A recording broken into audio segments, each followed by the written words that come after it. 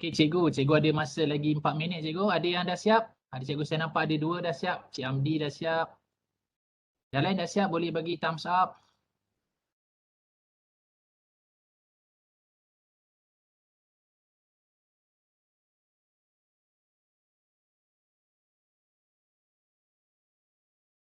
Okey, Puan Nur Ashikin, Puan Nurul.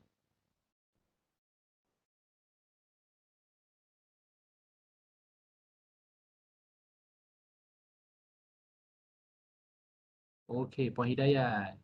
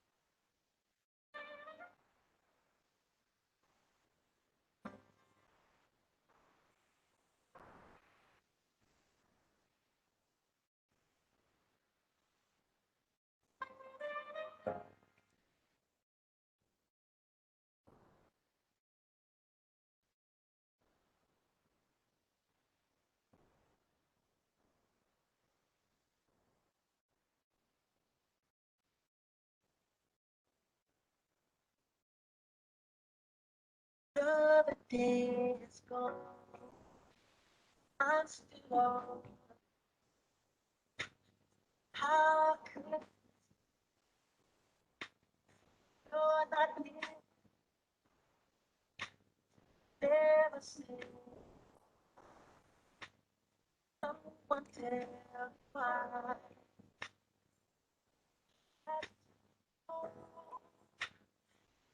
My world's so cold.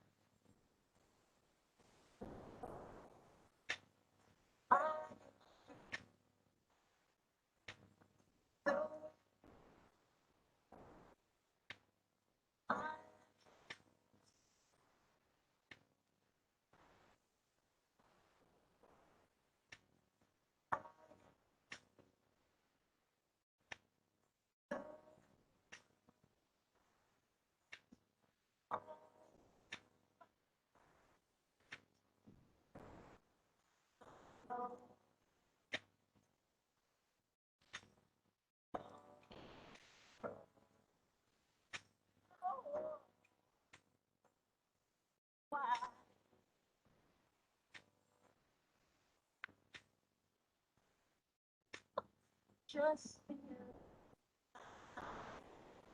I thought I could ask you to hold you in my arms. I can hear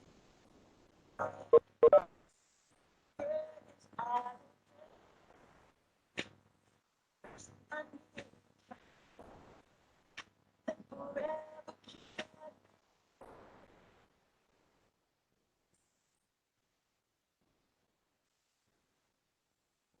Okey, saya kira cikgu-cikgu dah siap Okey cikgu, boleh kita tengok sikit gambar-gambar. Okey, cikgu saya nampak kalau saya tengok dalam WhatsApp ni, okey, secara boleh teruskan hantar gambar, nanti kita akan tengok satu persatu dan cikgu-cikgu boleh tengok gambar-gambar cikgu Okey, cikgu-cikgu dalam gambar kita nak tengok apa cikgu sebenarnya? Dan persoalan dia cikgu, kenapa kita bagi arahan suruh lukis gambar rumah, pokok dan orang? Kenapa tidak lukis subjek lain? Persoalan dia kan, mesti ada persoalan. Kenapa kita bagi arahan kepada kita punya student lukis rumah, pokok dan orang? Sebenarnya cikgu-cikgu kajian tentang ni sudah lama kalau kita ikut lukisan di Mesir iaitu di piramid, kalau di Gonia pun kita ada lukisan itu sudah lama, tapi dikaji secara orang kata dikaji secara ilmiah, dikaji secara saintifik adalah pada tahun 1926 iaitu Grove Enough. Dia kaji tentang pelajar-pelajar atau kanak-kanak punya daya intelektual dengan hanya melukis gambar orang. So dalam lukis gambar orang tu iaitu people atau person, dia lukis gambar person, kita dapat tahu tahap keintelektualan kanak-kanak. Sebab kanak-kanak ni kita tidak boleh melihat dia punya keintelektualan kerana dia tidak boleh berbahasa. Kita tidak boleh lihat kerana dia tidak pandai lagi membuat tugasan-tugasan tertentu. Tetapi dengan lukisan kita boleh andaikan budak ni punya IQ. Itu sebab kalau saya pergi mana-mana kursus, kita biasa buat 2 hari persijilan. So hari kedua ni, hari pertama bila habis saya suruh dia lukis gambar anak-anak dia. So saya boleh bagi tahu, kita boleh describe anak dia macam mana. Tapi apa pun cikgu-cikgu, yang penting adalah kita minta pengesahan daripada empunya diri yang lukis tu. Jadi sebelum kita pergi lebih jauh lukisan ni cikgu-cikgu, yang pertama sekali dia adalah ASP, iaitu andaian, soalan dan pengesahan. Pertama sekali bila kita tengok lukisan cikgu-cikgu, kita buat andaian, dia macam ni, dia macam ni, macam ni. Tetapi kita kena tanya. Contoh saya akan tanya Jannah. Saya lihat gambar tersebut, dalam lukisan rumah Jannah saya nampak ada matahari besar. Jadi saya pun kata kepada Jannah, berdasarkan andaian saya, jadi saya bersoal pada Jannah. Jannah, perhubungan Jannah dengan ayah macam mana? Soalan tu, sebab saya nampak matahari ni adalah lambang kemesraan bersama ayah. Jadi Jannah pun kata, saya dengan ayah saya ni sangat mesra. Jadi kita minta pengesahan. Tetapi dengan andaian tadi tu kita tak judge kalian. Kita tak kata, Jannah saya nampak hubungan dengan awak dengan ayah kamu tidak begitu baik.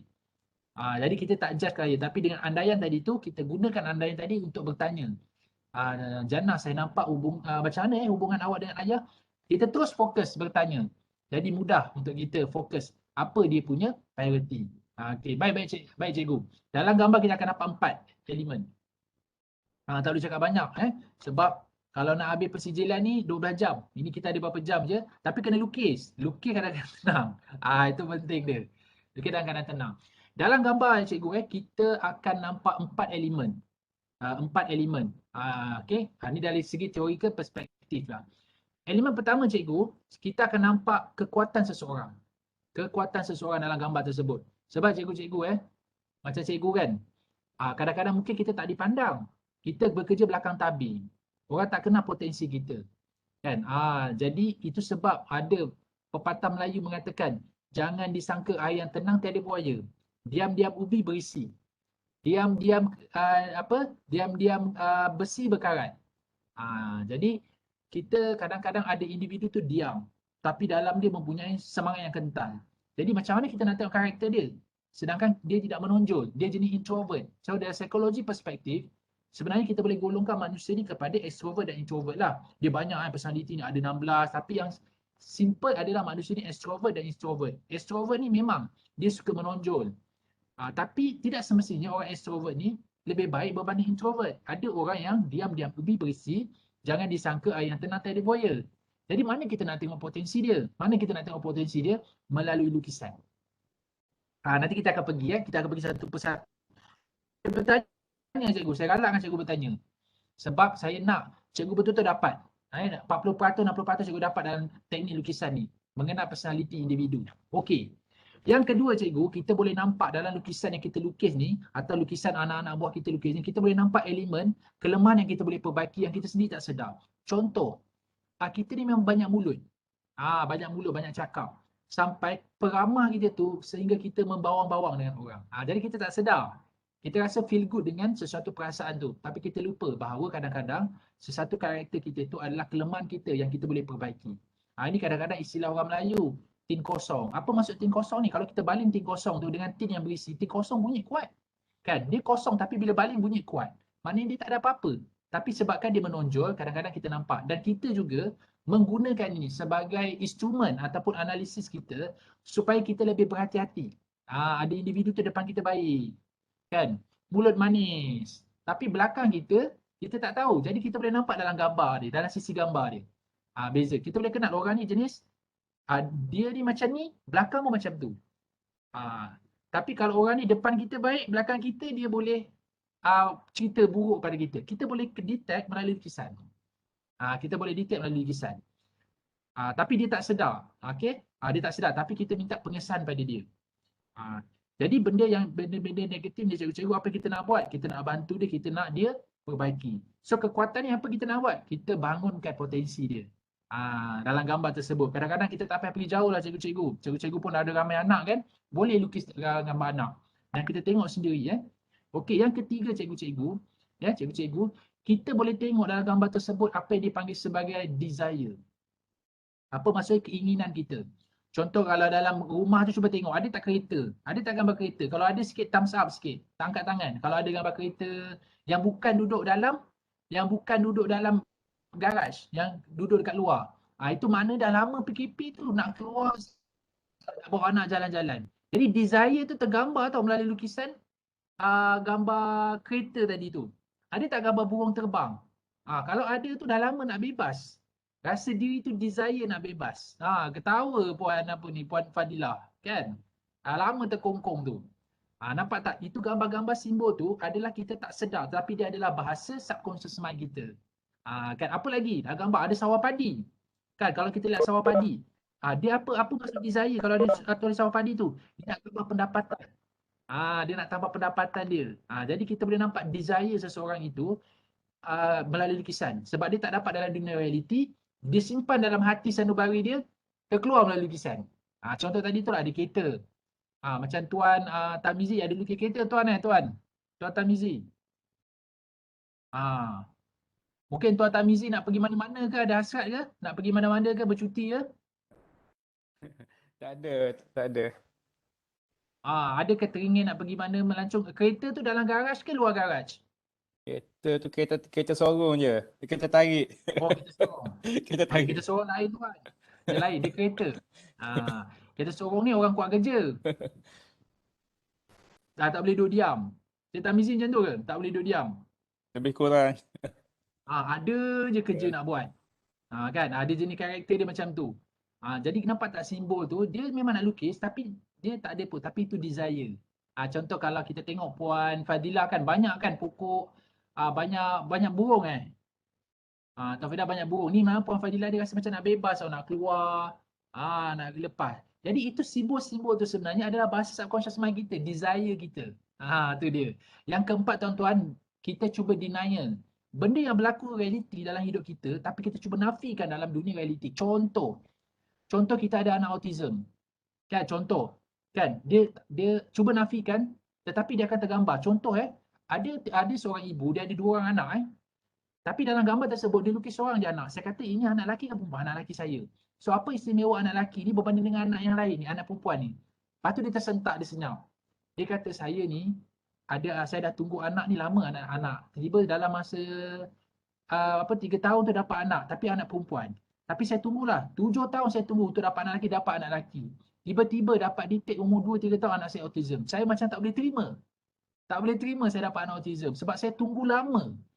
Kan lama saya dapat nak buat macam-macam. Kan buat macam-macam, berubat macam-macam Cik Radi. Dapat anak lelaki 2 tahun disahkan autism. Saya tak boleh terima Cik Radi. Jadi benda tu tuan-tuan dan puan-puan tergambar melalui lukisan. Tu dia. Kadang-kadang tuan-tuan bila kita pandai tafsir gambar ni, kadang orang kata kita bomoh pula. Bukan. Kita tak bomoh. Kita baca bahasa non-verbal, iaitu bahasa yang dipanggil subconscious mind. Yang kadang-kadang tersimpan lama. Ada banyak tuan-tuan kalau saya nak kongsi kes. Tapi saya lebih gemar kalau tuan-tuan sendiri yang berinteraksi dengan saya. Baik tuan-tuan dan puan-puan, nampak ada 4 elemen. Sebenarnya tuan-tuan dan puan-puan, kita boleh nampak dalam gambar tersebut. Yang pertama tadi kita boleh nampak kekuatan kita. Ada orang nampak diam diam. Tapi dalam diam-diam diri tu dia boleh kerja 20 tahun bersama dengan pelajar-pelajar khas ni bukan mudah Sebab saya dulu membesar di sekolah rendah.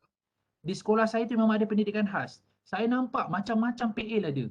Ada yang tarik rambut cikgu pun ada. Kadang-kadang badan besar. Fahamlah kan dekat sana ada Cina, India, tarik kan cikgu punya rambut tu tapi tetap sabar. Jadi bagi orang-orang kebanyakan mungkin dia tidak dikenali. Kan? Bekerja di belakang tabir tapi kita nampak kekuatan dia. Yang kedua, kita nampak kelemahan yang boleh diperbaiki dan kalau ada kita boleh berhati-hati. Berhati-hati. Yang ketiga, kita nak tengok apa keinginan kita yang terpendam lama. Kita nak rumah cantik, rumah besar, kita lukis rumah besar. Lepas tu kita nak deny. Contohnya ada seorang isteri yang tak boleh terima suami dia kahwin lain. Tak boleh terima. Jadi tergambar dalam lukisan. Tergambar dalam lukisan. Okey, itu 4 elemen pertama, tuan-tuan dan puan-puan. Jadi dalam gambar tuan-tuan dan puan-puan, sebelum kita tafsir, kita tanya dulu. Okey, siapa? Sebab kalau kita tanya rumah, kita kata rumah siapa ni? Ini rumah dia. Ini rumah siapa? Rumah nenek dia. So, gambar-gambar yang dilukis tu adalah sesuatu yang signifikan dalam hidup dia. Satu yang berbagi makna.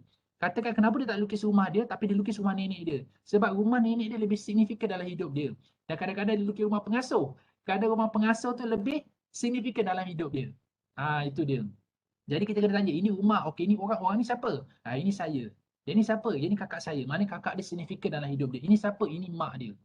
Jadi kita kena tanya dulu. Okey. Dan kalau dikata tak tahu, ni siapa ni? Kan katalah Tuan Fadilah tanya ni dekat anak lah kan, lukisan gambar anak kata tak tahu. Kalau kata tak tahu, automatik menggambarkan diri dia. Projektif pada diri dia. Dan bila kita tanya gambar tersebut, kita tanya ni pokok apa, dan dia akan bagi kita maklumat-maklumat yang tertentu.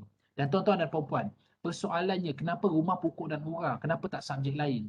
Kajian yang dibuat oleh Immanuel Hammer, John Bach dan juga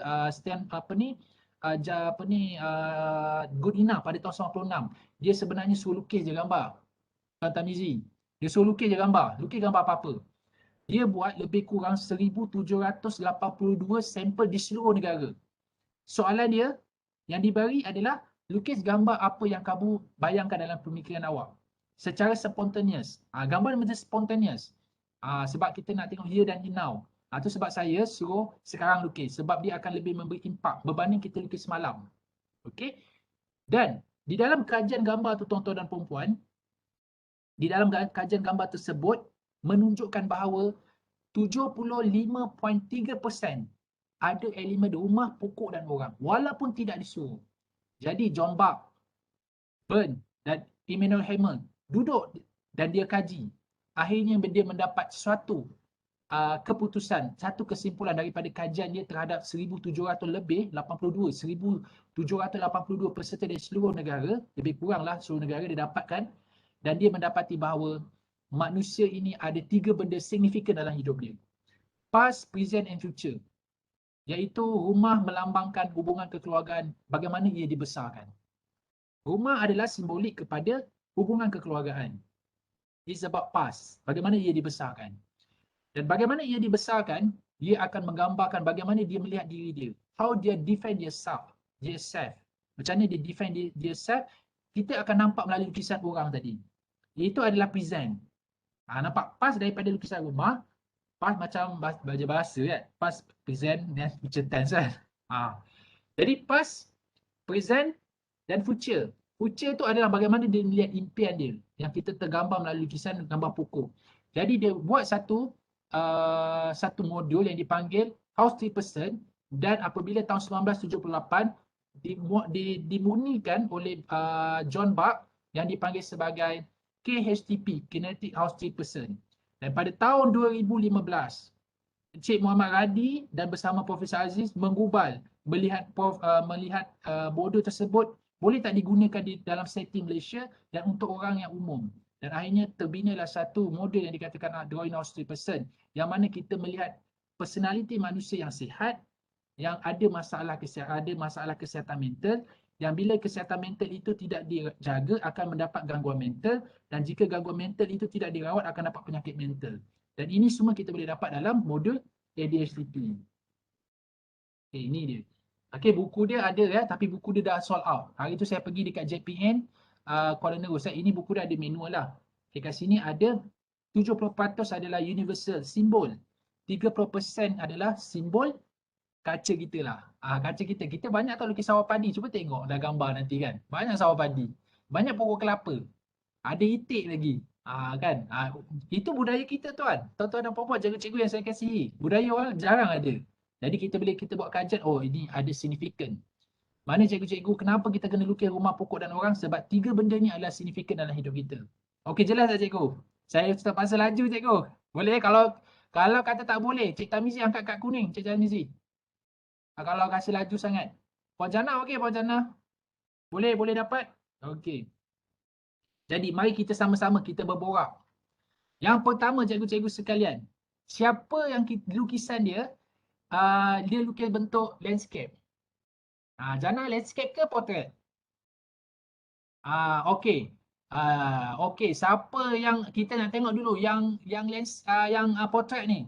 Yang portrait ni tolong angkat tangan. Buat macam ni. Portrait, siapa portrait? Encik Hidayat, betul portrait? Cik Hidayat bersama Ya, saya? potret. Okey, bagus Cik Hidayat. Okey. Siapa lagi portrait? Cik Mawati portrait. Okey, Cik Hidayat, boleh tak kita sembang sekejap Cik Hidayat? Nak tanya Cik Hidayat. Boleh. Cik Hidayat, Ya. antara Kuala Lumpur dengan apa ni kan, dengan JDT semalam, yang betul Cik Hidayat jangka siapa menang sebenarnya? KL City. KL City, kenapa boleh menang? Sebab kalau kita tengok dia punya pemain tu baru, dia punya kelab pun tak pernah menang. Kenapa Cik Hidayat rasa KL City boleh menang? Gameplay dia baik. Oh, JDT tak bagus je? Semalam tak bagus. Semalam lah. Ataupun dia simpan pemain dia? Tak. Semalam dia dah, bacaan dia, game dia sudah dibaca lah. Anggapan saya. So bila Cik Hidayat tengok game tu dah memang jangka lah KL City boleh sampai pukul sampai 2 lah. Tak jangka 2 tu lah, tapi menang lah. Okey, menang. Okey. Nampak tak tuan-tuan dan puan-puan macam mana saya approach Cik Hidayat? Kenapa saya suka tanya berkaitan bola, kenapa saya suka tanya pandangan? Sebab saya tahu dia ni jenis orang yang suka berkongsi berkaitan dengan pandangan. Dia kalau kita tanya soalan macam ni, dia Cik Hidayat, macam mana perasaan hari ni Cik Hidayat? Alhamdulillah, okey. Gembira. Gembira kan? Macam mana pengalaman Cik Hidayat selama berapa tahun Cik Hidayat berkhidmat di 7. di 7 tahun? Macam apa pengalaman Cik Hidayat yang Cik Hidayat nak berkongsi? Saya rasa setakat ni saya masuk dalam bidang nikah khas ni. Untuk pengetahuan semua, sebenarnya saya ijazah saya bukanlah nikah khas, tapi pendidikan jasmani dan kesihatan, tetapi dipostingkan dalam bidang pendidikan khas lah. Okey, dalam tahun ini baru tahun pertama lah saya sebagai guru penolakan. Ditawarkan dan alhamdulillah berjaya lah. Tapi setakat ni saya rasa dalam bidang pendidikan khas ni saya dapat follow dan juga makin mendalami bidang pendidikan khas ni lah. Okey, saya nak tanya Cik Hidayat Mana soalan yang Cik Hidayat rasa selesa nak jawab? Saya tanya pandangan ataupun tanya tentang perasaan? Pandangan lah. Pandangan. Nampak tak? Dia beza tau orang yang portrait dengan landscape. Tapi sini banyak landscape. Kita tanya siapa yang landscape. Kita tanya Cik Tamizi lah Cik Tamizi, apa khabar Cik Tamizi? Alhamdulillah, baik. Cik Tamizi ni, Cik Tamizi suka tak kalau orang tanya, apa khabar Cik Tamizi, sihat hari ni? Dah Ah, makan? Suara tak Suka jelas tak Cik Red. soalan itu? Betul. Kan? Suara putus-putus, saya tak jelas. Tapi saya punya suara dengar tak tuan? Jana, suara saya jelas ke? Okey, baru jelas. Baru dengar. Tuan Tamizi landscape ke portrait? Landscape. Landscape. Tuan Tamizi, seronok tak kalau dengar orang tanya, Cik Tarmizi dah makan? Sihat hari ni? Apa Ah, khabar hari ni? Suka tak dengan soalan tu? Sukalah, suka. Dia suka kan? Kita tanya, Puan Jamalia. Puan Jamalia portrait ke landscape?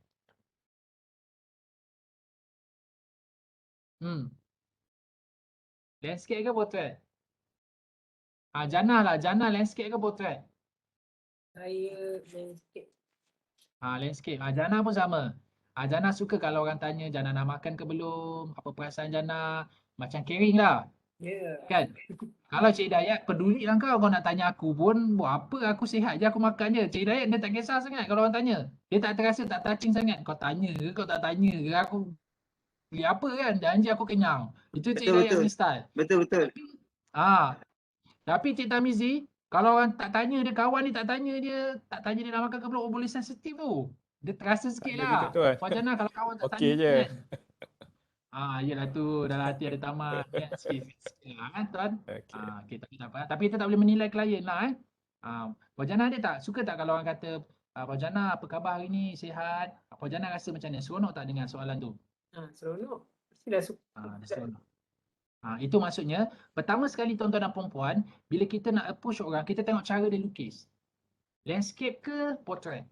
Kalau landscape, kita jangan mulakan dengan soalan-soalan yang berbentuk pengalaman dan perasaan. Dia macam tak selesa nak jawab. Kita mulakan dengan soalan-soalan pandangan. Kalau kita tahu dia minat bola, tanya pasal bola.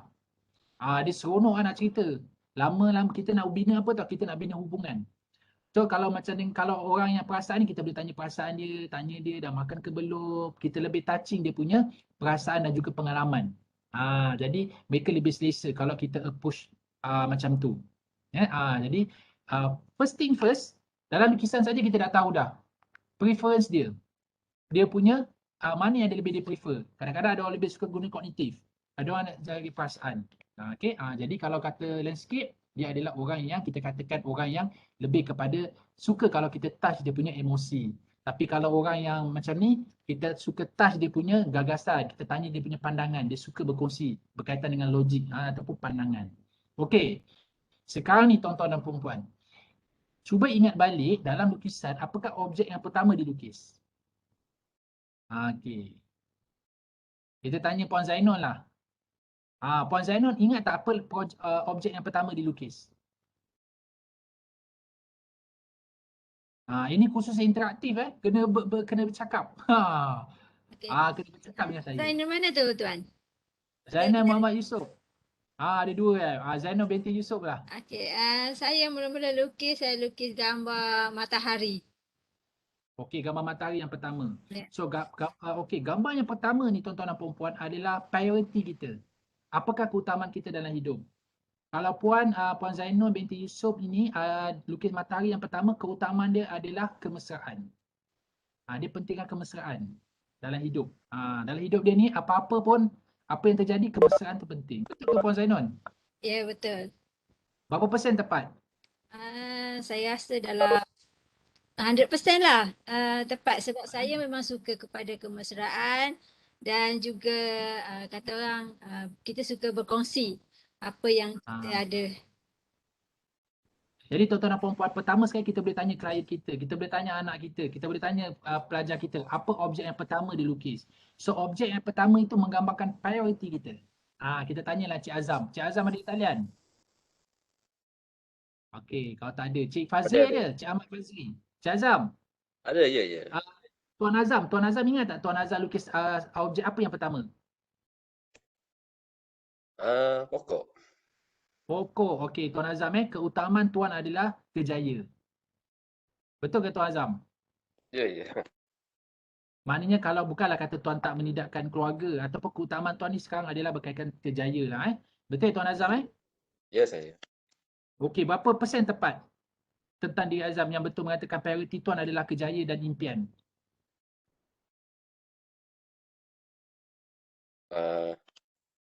Nak kata berapa persen tu taklah kata sampai 100% lah, tapi anggaran saya dalam 70 lah, 70 hingga 80%.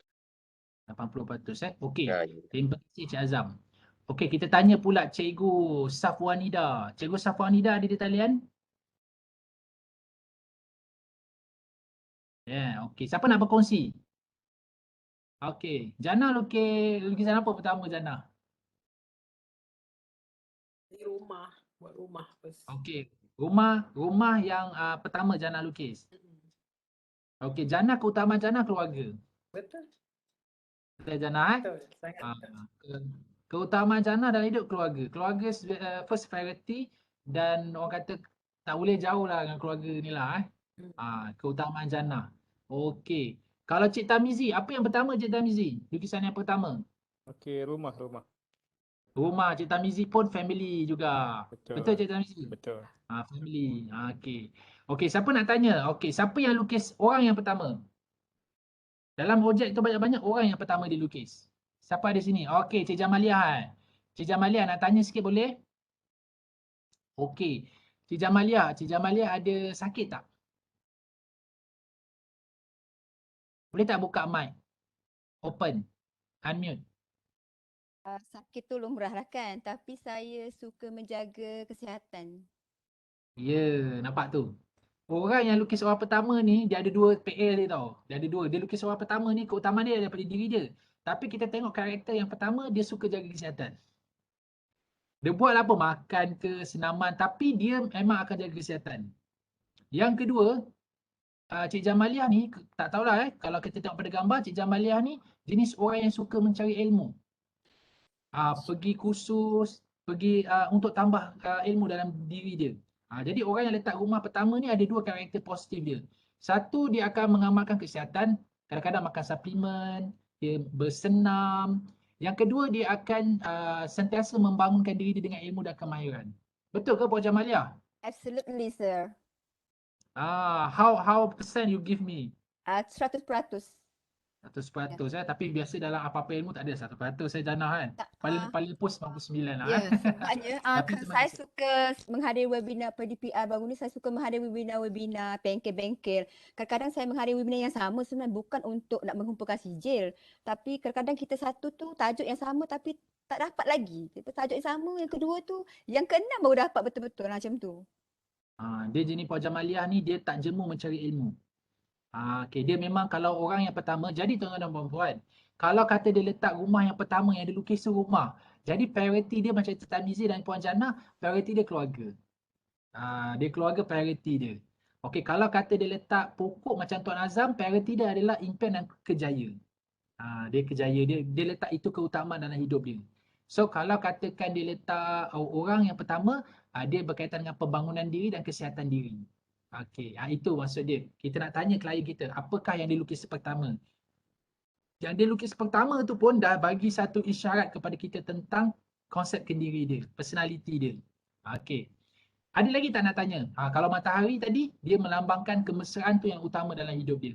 Tak kisahlah apa pun terjadi, yang penting kemesraan. Okey, ada lagi tak nak tanya? Tengok gambar masing-masing tuan-tuan dan puan-puan dah boleh tanya. Ini Kalau khusus lukis interaksi. pulau, Pulau, kalau lukis pulau dengan pasir pantai. Pulau. Okey, pulau pasir pantai dulu. Betul ke puan? Pulau dulu, pulau.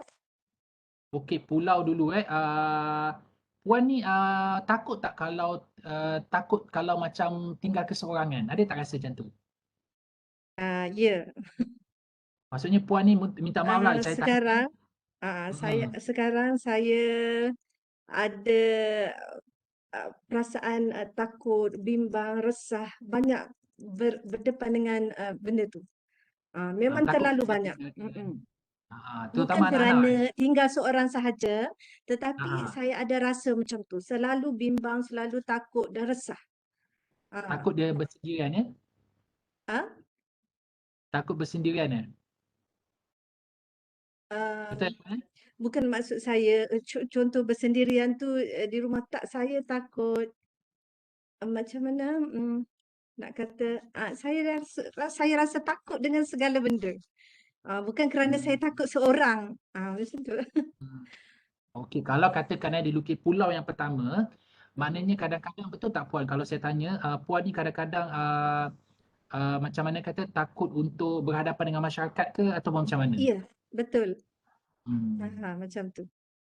Okey, tak apa nanti kita teroka lah dengan lebih dalam Maknanya kalau dia lukis pulau tu, pulau tu melambangkan dia macam dia kalau boleh dia nak apa orang kata dia nakkan safety, nakkan security dan takut kalau nak berjumpa dengan orang ramai. Mungkin disebabkan COVID ke tak tahulah, nanti kita terus ke lebih dalam lah. Tapi kita dah nampak dah tema dia tu. Okey. Okey, ada lagi tak sahabat-sahabat nak berkongsi? Terima kasih. Silakan nak tanya. Ya, Puan Jamalia. Puan Jamalia unmute lah tu voice. Okey, ya. Kalau masjid tuan? Kalau dia dalam masjid, keutamaan dia akhirat. Keutamaan dia akhirat. Dia jadikan dunia ni sebagai bekalan saja. Okey. Okey, ada lagi sahabat-sahabat tanya sebab dia penting. Tulis. Ingat tak? Ingat dulu apa yang dilukis pertama.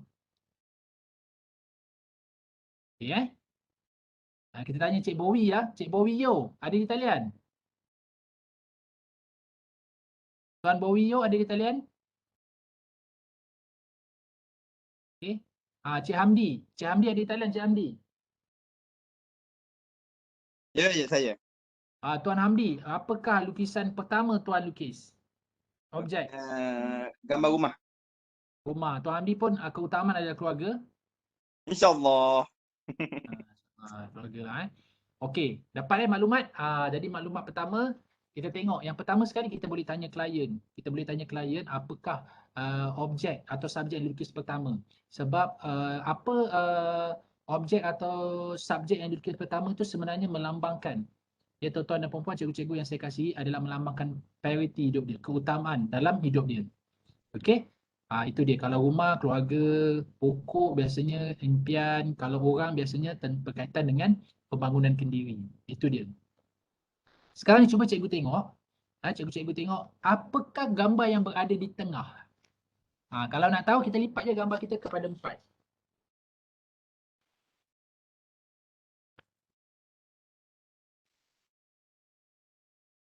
Jadi 4 macam ni. Ada 4 bahagian. Jadi tengok sebelah, mana sebelah kanan, sebelah kiri, atas dan bawah. Okey, cikgu-cikgu mana? Apa yang ada di sebelah, yang dia berada di kanan ataupun berada di tengah-tengah? Okey, Puan Jamalia apa berada di tengah? Unmute. Tuan? Rumah. Rumah berada di tengah Ya. Okey, Puan Jamalia, maaf tanya berapa orang anak? 5. 4 Okey, 5. Okey, Puan Jamalia Puan Jamalia, keutamaan puan adalah kesihatan sebab puan rasa kalau puan sakit, siapa nak jaga anak? Concern puan pada anak-anak. Ambil berat. Betul Puan Jamalia? Yep. Ya. Okey, yang tengah ni apa concern kita? Apa yang kita ambil berat dalam hidup kita? Puan Jamalia, keutamaan Puan Jamalia adalah kesihatan sebab kalau Puan Jamalia sihat, Puan Jamalia boleh jaga anak, boleh besarkan anak, boleh jaga anak, boleh tengok anak sihat. Jadi concern ataupun ambil berat, Puan Jamalia ambil berat dalam hidup ni adalah berkaitan dengan keluarga. Betul ke Puan Jamalia? Betul. Betul. So Puan Jamalia concern pada keluarga lah, pada suami kan, pada anak-anak, concern. Itu sebab Puan Jamalia jaga kesihatan. Sebab tuan-puan Jamalia tahu kalau kita sihat, kita boleh jaga keluarga kita dengan baik. Betul ke Puan Jamalia? Betul tuan. Berapa persen tepat? 95 tuan. 95 Sebab apa saya tanya? Minta pengesahan. Sebab kita tidak menilai klien dengan gambar, tapi kita minta dia pengesahan yang mengatakan dia betul. Okey, saya minta pengesahan ni bukan apa? Sebab kadang-kadang ada orang tak faham. Dia tak jelas. Dia kata kita lukis gambar ni, kita judge di klien. Kita nilai klien, kita meramal klien. Tidak itu adalah ajaran sesat tu Ajaran ADHTP adalah kita melihat gambar, kita bertanya, kita minta pengesahan klien. Kalau kata tak, jangan gantung dengan dia. Tak. Sebab pengesahan klien tu yang penting. Okey. Disebabkan Jannah usia, kita tanya Jannah lah. Jannah apa yang berada di tengah Jannah? Rumah juga. Okey, Jannah jenis family time. Jannah, maaf nak tanya, dah kahwin ke belum Jannah? 3 anak dah. Jannah ni kalau anak sakit boleh pening tau kepala tau. Macam tak boleh hidup senang kalau anak sakit. Betul, tepat. Kadang-kadang boleh ambil MC tau. Itu pun tepat. Kalau anak sakit kan, ibu-ibu sekali ambil MC. Sebab priority dan kebimbang keutamaan dan juga concern Puan Jana adalah keluarga. So kalau makan ke, anak-anak jaga, suami punya pakaian jaga, walaupun nak macam mana pun kalau boleh serika-serikakan baju anak, memang kalau boleh nak masak-masak, itu karakter Puan Jana. Saya tak kenal Puan Jana tau, tapi saya nampak gambar tu macam tu lah menggambarkan Puan Jana. Betul ke Puan Jana? Betul lah tu. Sangat Eh? betul saya rasa. Betul lah. Itu nampak kekuatan gambar. Walaupun saya tidak kenal Puan Jana, tapi dari segi lukisan saja, kita dah boleh tafsir dia punya karakter tu hampir katakan berapa persen Puan Jana ketepatan tu? 97 kot. Nanti 97 tu A+ tau. Nampak tak? Itu kekuatan gambar lah. Jadi kita pergi sikit-sikit. Okey, dah nampak apa yang ada di tengah. Okey, sekarang ni kita tengok kedudukan gambar kita ya. Okey, kedudukan gambar ni sebenarnya menggambarkan kita punya mana yang kita lebih cenderung Sama ada kita cenderung masa depan ke, masa lepas ke, kita cenderung untuk memikirkan apa yang kita ada, apa yang kita tak ada. Okey. Kalau kita tengok gambar gambar ni, kalau kita tengok gambar kita ni banyak cenderung di sebelah kanan. Banyak cenderung sebelah kanan lah. Okey, tapi saya lihat dia gambar sepintas lalu tadi Okey, saya lihat gambar sepintas lalu ni, gambar tuan-tuan dan puan-puan adalah seimbang. So kalau gambar seimbang tuan-tuan dan puan-puan, ini menggambarkan normal lah. Yang baik apa? Seimbang. Tapi kalau gambar tuan-tuan dan puan-puan, kalau kita tengok gambar tu ada kecenderungan di sebelah kanan. Gambar tu ada dia cenderung di sebelah kanan, maka dia ada kecenderungan bimbang dengan masa depan. Dia ni kadang-kadang fikir nak makan apa, besok macam mana, dia banyak bimbang tentang masa depan dia. Kalau kita tak rawat, dia akan mudah mengalami anxiety. Ini individu-individu yang mudah mengalami anxiety. So individu yang mengalami anxiety biasanya dia lukis gambar dia cenderung sebelah kanan. Tapi kena tanya, dia kidal ke tak? Kalau dia lukis tangan kanan, ya.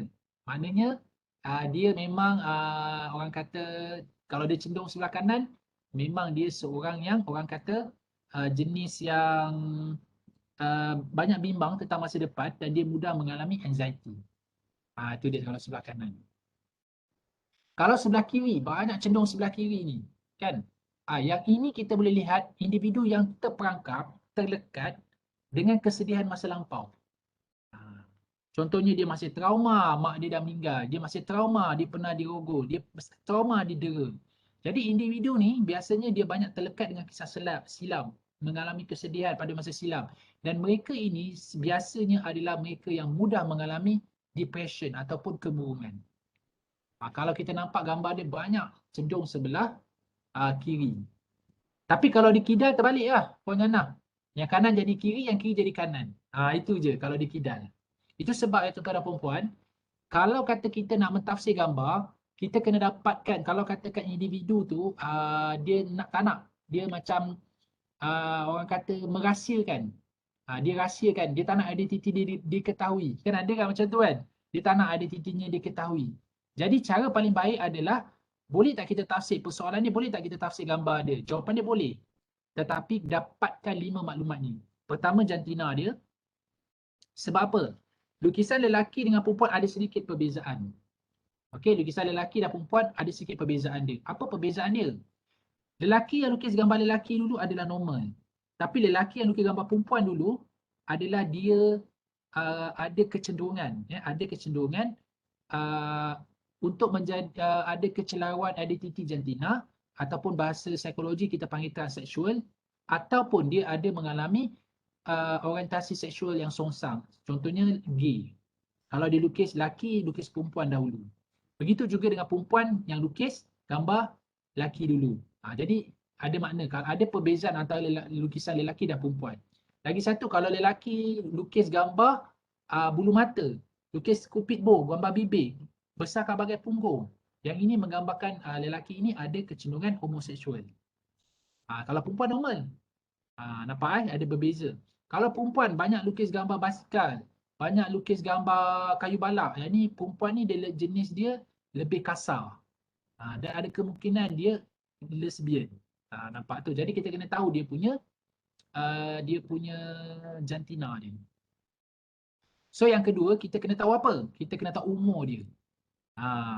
Sebab tuan-tuan dan perempuan, kanak-kanak lelaki, kanak-kanak kita dah bagi kita bagi arahan arahan kita kepada peserta ataupun kepada klien, kepada pelajar kita, lukis pemandangan sehabis baik yang boleh kita lukiskan iaitu mesti ada simbol rumah, pokok dan orang. Kalau boleh jangan lukis orang lidi dan juga orang kartun. Tapi dia lukis juga orang lidi. Tanya umur dia berapa. Kalau umur 7 tahun ke bawah, normal. Tapi dah remaja, dah dewasa, masih lagi lukis gambar orang lidi. Ini dia ada perangai silent protest. Dia ada sifat kebudak-budakan. Jadi dari segi umur pun kita dapat bezakan. Dia ada perbezaan dari segi pentafsiran dia. Okey, tuan-tuan dan puan-puan, cikgu-cikgu yang saya kasih. Dan yang ketiga, kita tahukan maklumat dia di kidal ke tak. Dia tangan kanan ke tangan kiri sebab dia ada pentafsiran dari segi kedudukan tadi tu. Lokasi lukisan tersebut. So lokasi lukisan tersebut kita boleh tahu ada perbezaan. Tadilah kalau dia cenderung sebelah kanan, maksudnya dia ada mudah mengalami kebimbangan pada masa hadapan dan dia mudah mengalami anxiety ataupun kebimbangan lah bahasa Melayu dia. Dan kalau sebelah kiri kita dia banyak terlekat dengan kesedihan-kesedihan lampau, jadi dia mudah mengalami kemurungan. Tapi kalau di kidal dia terbalik pentafsiran dia. Itu saja kalau di kidal. Dan maklumat yang seterusnya adalah kita tanya dia bahawa dia dah kahwin ke belum. Sebab apa kita tanya dia kahwin ke belum? Sebab kita boleh nampak perbezaan dari segi lukisan rumah. Okey, kita tanyalah Puan Ermawati. Puan Ermawati. Apa khabar Puan Ermawati? Alhamdulillah. Okey, Puan Ermawati. Puan Ermawati lukis rumah. Lukisan rumah tu pintu dia 2 bilah atau 1 bilah? 1 daun atau 2 daun?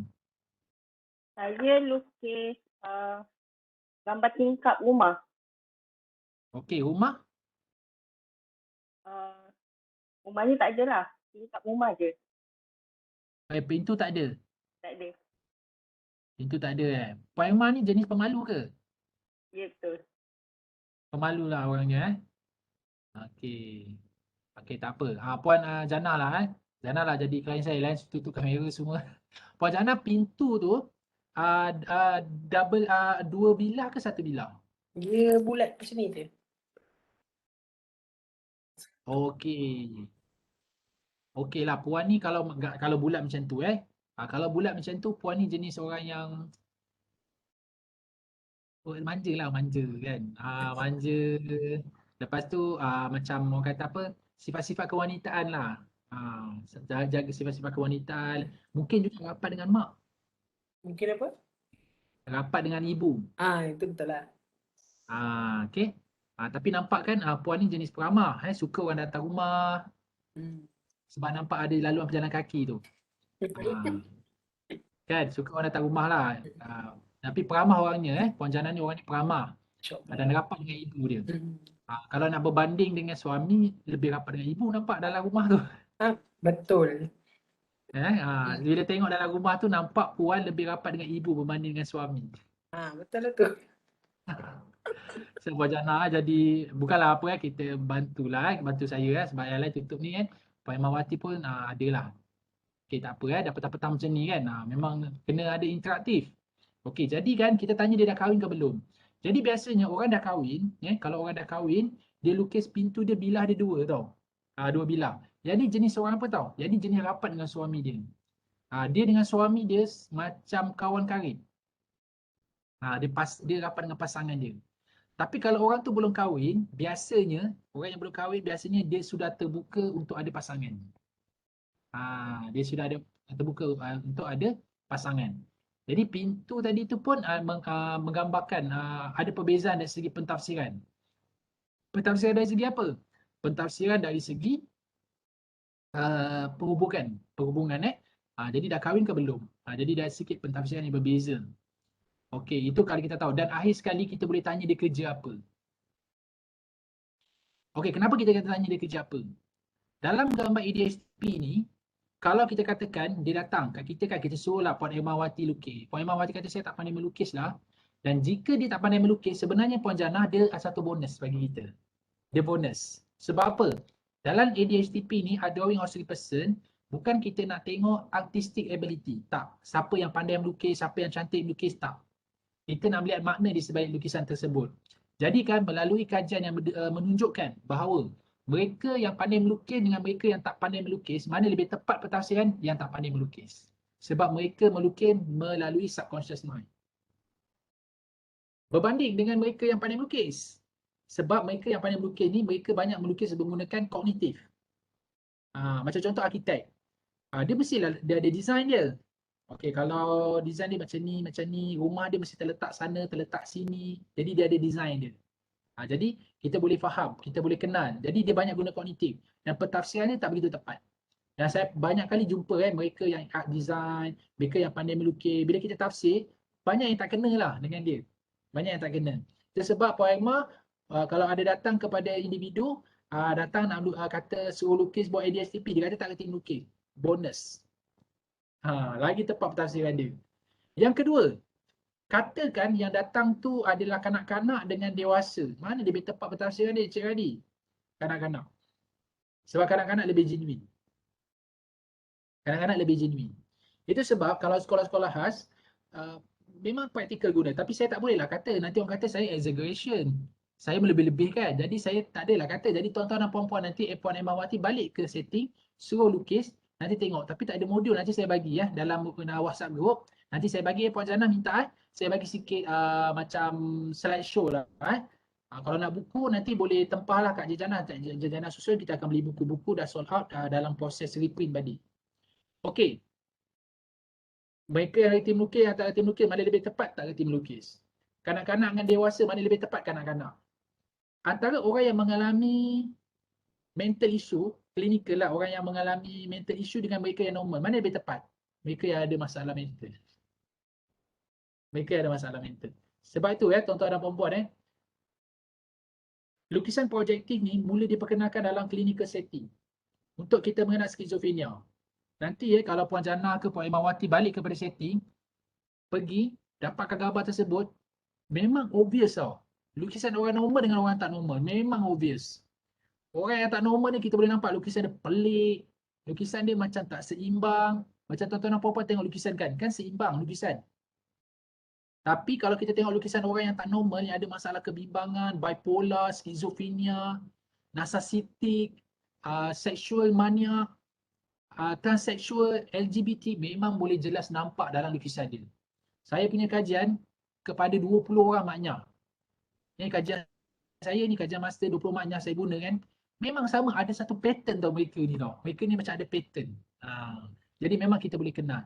Jadi ini ada satu tools yang kita boleh gunakan sebenarnya, tapi saya tak ada lagi kajian dengan kanak-kanak pendidikan khas ni.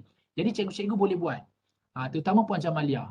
Puan Jamalia ni rajin orang dia. Saya tahu ni dia rajin. Jadi Puan Jamalia boleh buat dekat sekolah, nanti berkongsi dengan saya cikgu. Kongsi kita akan tafsir. Jadi cikgu kenal anak murid cikgu, jadi saya tafsir. Betul tak? Jadi kita tengok ketepatan dia. Jadi cikgu yang lebih mengetahui, jadi saya minta pengesahan daripada cikgu. Nanti boleh buat kepada anak buah kalau bolehlah ada kesempatan. Puan Emma pun sama, boleh buat dekat sekolah, yang kenal rapat suruh dia lukis. Jadi kita boleh tafsir, tengok lukisan mereka yang OKU ni tepat tak kita tafsir dengan gambar. Sebab kita kadang-kadang tak boleh describe dia. Hanya orang yang rapat saja boleh describe tau OKU ni tau. Itu kita kena hormat dengan cikgu-cikgu pendidikan khas ni. Saya memang tabik spring lah. Sebab saya dulu sekolah rendah saya tengok. Saya dulu ada sekolah khas kat situ kan.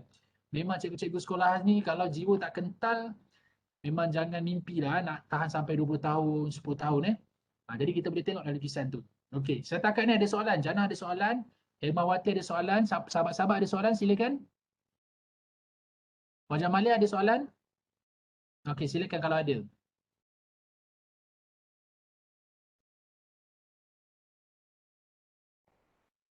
Tak dengar lah Puan. Tak dengar.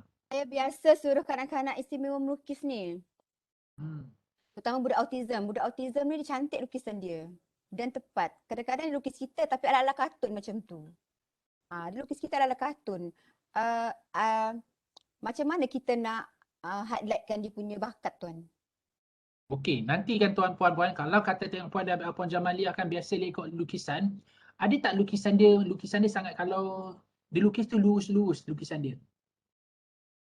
Garisan dia lurus? Dia imajinasi dia sendiri, dalam dunia dia sendiri. Ya. Tak ada lurus sangat, dia macam nak cakap ada Superman lah, Ultraman lah macam tu ha. Okey, saya nak tanya Puan Jamalia, kalau masih ingat lagi, dalam lukisan rumah dia, bumbung tu dilorikkan tak? Lorek? Kebanyakan dilorek ke atau tidak? Lorek pun ada, tak lorek pun ada. Yang paling banyak? Lorek? Paling banyak lorek. Sebab imajinasi mereka boleh melangkaui kita.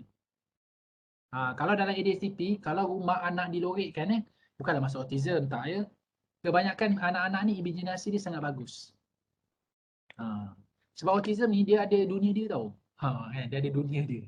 Dan sebenarnya saya banyak jumpa autism ni, lukisan mereka cantik tau. Sangat cantik.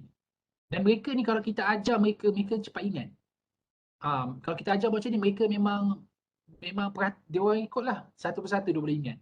Itu kelebihan dia. Jadi bila kita tengok lukisan dia sebenarnya, dia synchronize.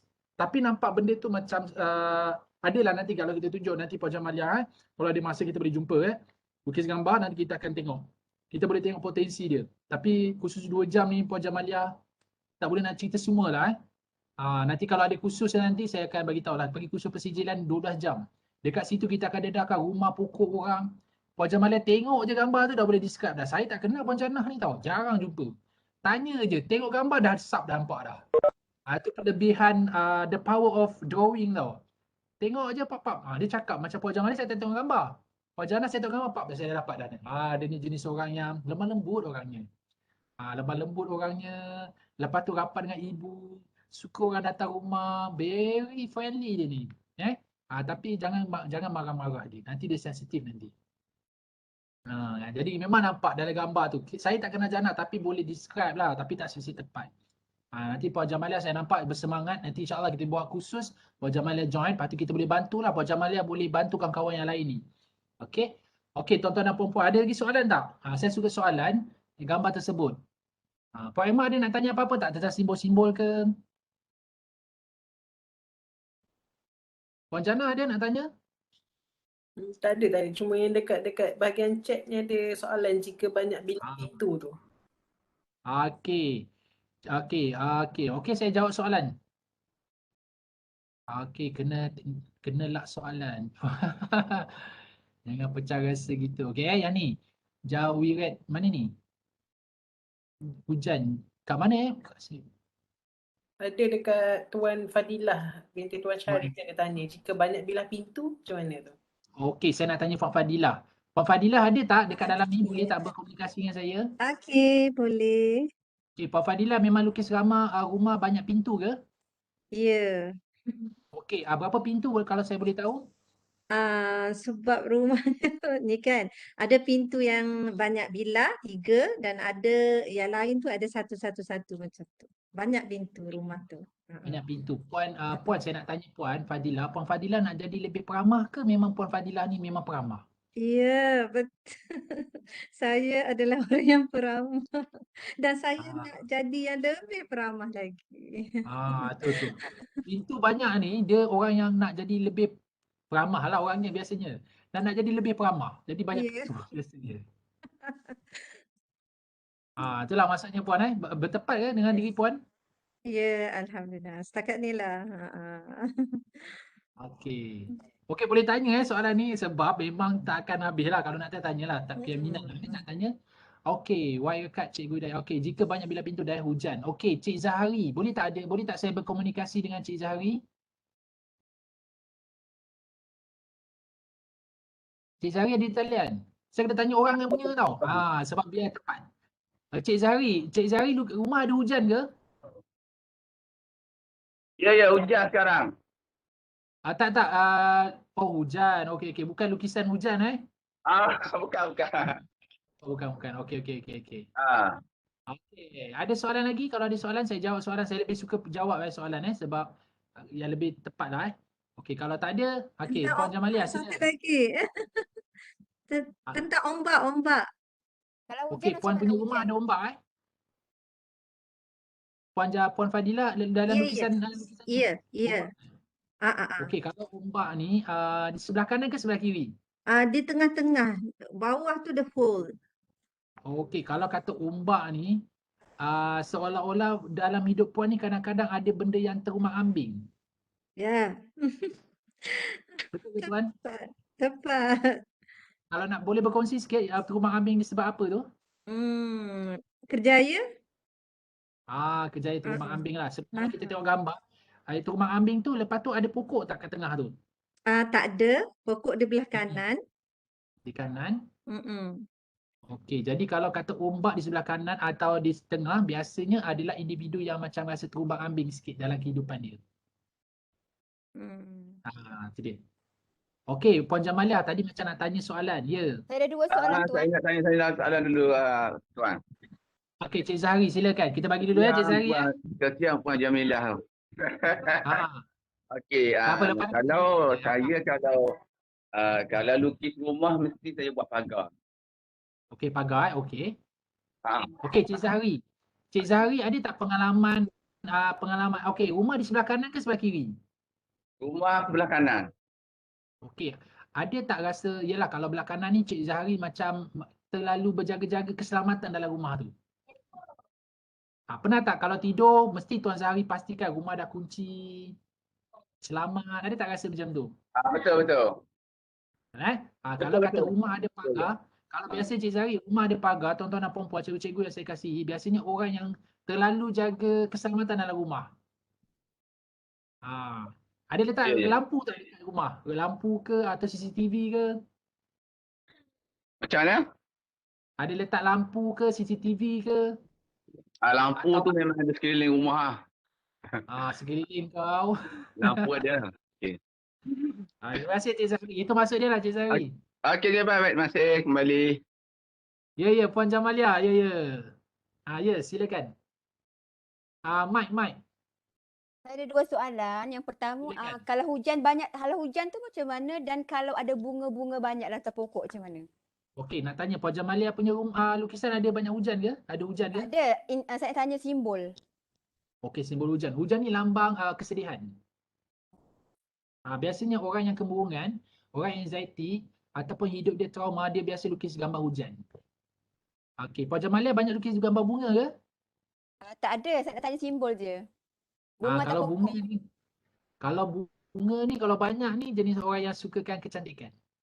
Kalau lelaki lukis banyak bunga, dia biasanya feminin sikit tak dia. Dia jenis lembut orang ni. Jiwa lembut. Okay. Okey, ni macam Cik Zainawati. Cik Zainawati ada di talian? Ada. Okey, Cik Zainawati lukis yang pertama adalah bukit, betul? Ya. Okey, Cik Zainawati, keutamaan Cik Zainawati adalah berkaitan dengan sentiasa bersiap sedia. Maknanya Cik Zainawati ni saya tak tahulah, mungkin ada buat simpanan.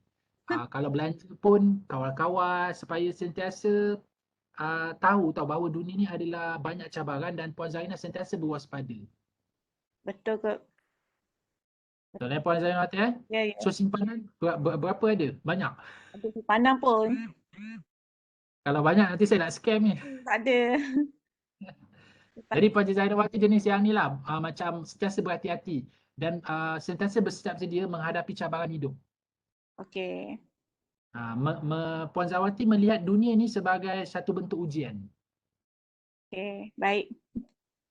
Okey? Okey, ada lagi soalan? Tak apa, kita tanya soalan lagi. Ada? Kalau ada silakan. Tuan. Ya, saya. Puan Jamila. Ya, sorry tuan, saya banyak tanya. Apakah simbol orang senang diperdaya atau mudah terperdaya? Okey, orang dia biasa dia lukis kecil. Orang kecil, lepas tu lukisan dia putus-putus. Orang ni mudah dipengaruhi. Nampak Puan Jamalia banyak tanya. Sebab apa dia lukis orang pertama?